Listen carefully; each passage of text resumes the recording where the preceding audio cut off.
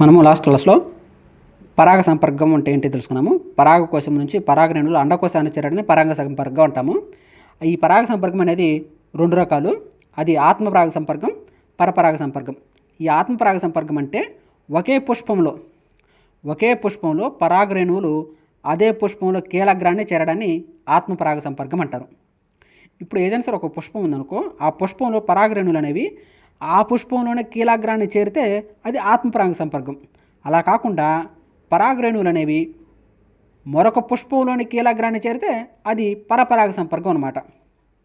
మరొక పుష్పంలో పరపరాగ సంపర్కం. ఉదాహరణకి పరాగరేణువులు అనేవి ఎలా చెలిస్తాయి అంటే నీటి ద్వారా కానీ, గాలి ద్వారా కానీ, కీటకాల ద్వారా కానీ, జంతువుల ద్వారా కానీ, మనుషుల ద్వారా కానీ కీలగ్రాన్ని చేరుతాయి. ఈ పరాగులు ఇప్పుడు పుష్పం పైన కీలగ్రం ఉంటుంది కదా, దానిపైన పరాగరేణువులు ఉంటాయి, చిన్న చిన్న పుప్పొడి రేణువులు ఉంటాయి.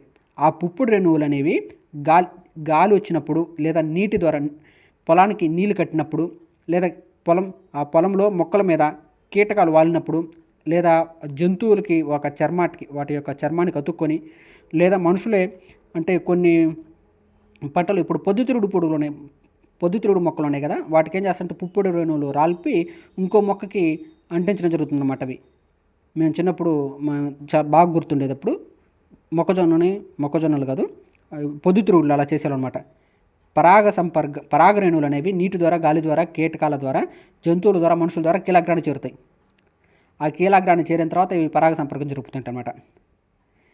అవి కాకుండా అలైంగిక ప్రత్యుత్పత్తికి కొన్ని కారకాలు ఉన్నాయి. అవేంటంటే కన్నులు అంటే ఇప్పుడు బంగాళదుంప ఉన్నాయి కదా, బంగాళదుంప కన్నులు, కోరకీ భవనము, సిద్ధబీజాలు, పత్రమొగ్గలు,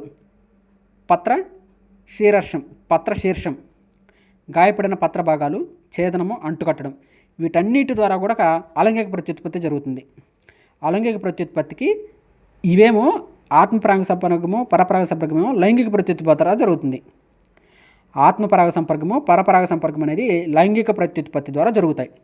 అలా కాకుండా బంగాళదుంప కన్నులు, కోరకీ భవనము, సిద్ధబీజాలు, పత్రమొగ్గలు, పత్రశీర్షము, గాయపడిన పత్ర భాగాలు, ఛేదనము, అంటుకట్టడం, ఇవన్నీ కూడా అలైంగిక ప్రత్యుత్పత్తి కారకాలు.